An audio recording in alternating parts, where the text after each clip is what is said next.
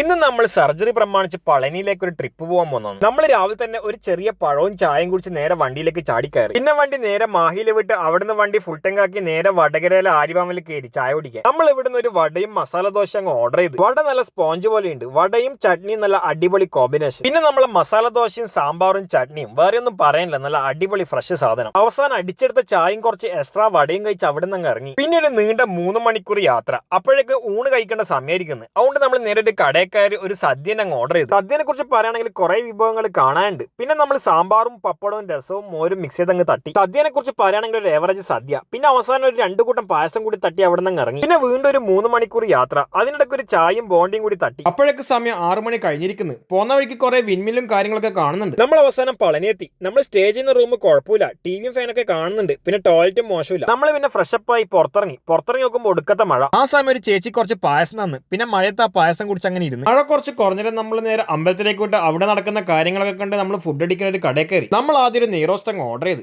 സാധനം കാണാൻ നല്ല ഗുമ്മും നല്ല ഷേപ്പും ഉണ്ട്. പിന്നെ അവരെ ഇതിന്റെ മുകളിലേക്ക് സാമ്പാറും ചട്നിയും ഒഴിച്ചാണ്. നെയ്റോസ്റ്റിനെ കുറിച്ച് പറയുകയാണെങ്കിൽ സാധനം വേറെ ലെവല്. നമ്മൾ ദോശയും സാമ്പാറാണ് ഓർഡർ ചെയ്ത്. പക്ഷെ നെയ്റോസ്റ്റിന്റെ മുന്നിൽ ദോശയൊന്നും ഒന്നുമല്ല. അതുകൊണ്ട് നമ്മളൊരു നെയ്റോസ്റ്റും കൂടി ഓർഡർ ചെയ്ത് കഴിച്ച് പരിപാടി അങ്ങ് അവസാനിപ്പിച്ച്.